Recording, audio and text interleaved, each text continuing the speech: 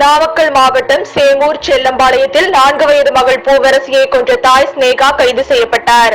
பெண் குழந்தையை கிணற்றில் தூக்கி வீசி கொலை செய்த ஸ்னேகாவை கைது செய்த போலீசார் விசாரணை மேற்கொண்டுள்ளனர். ஃபார்முலா 4 கார் பந்தயத்தை வெற்றிகரமாக நடத்தி முடித்த அமைச்சர் உதயநிதிக்கு மு.க. ஸ்டாலின் பாராட்டு தெரிவித்துள்ளார். விளையாட்டுத் துறையில் தமிழகம் சிறந்து விளங்குவதாகவும் முதலமைச்சர் பெருமிதம் தெரிவித்துள்ளார். சென்னை அடுத்த பல்லாவரத்தில் மளிகை கடையில் அரசால் தடை செய்யப்பட்ட 150 கிலோ குட்கா பொருள் பறிமுதல் செய்யப்பட்டுள்ளது. போலீசார் கணபதி மற்றும் அரவிந்தன் என இருவரை கைது செய்து விசாரணை மேற்கொண்டு வருகின்றனர். திருச்செந்தூர் சுப்பிரமணிய சுவாமி கோயிலில் ஆவணி திருவிழா தேரோட்டம் தொடங்கி நடைபெற்று வருகிறது. பிரதமர் மோடி சனிக்கிழமை தொடங்கி வைத்த 3 வந்தே பாரத் ரயில் சேவைகளும் முழுமையாக மக்கள் பயன்பாட்டிற்கு வந்துள்ளது.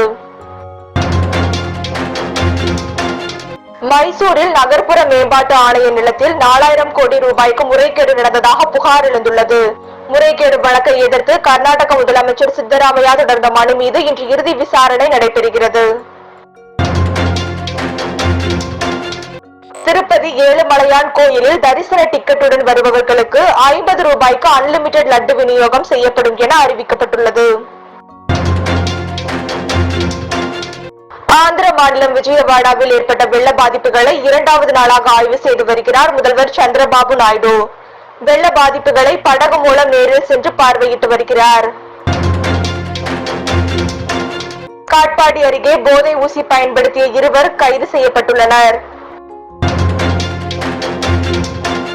பெரியபாளையம் அருகே திருக்கண்டல கிராமத்தில் கடன் பிரச்சனையால் விஷம் குடித்தவர் உயிரிழந்தார். கடந்த 27ஆம் தேதி விஷம் குடித்து சென்னை ராஜீவ்காந்தி மருத்துவமனையில் அனுமதிக்கப்பட்ட வேலு இன்று உயிரிழந்தார்.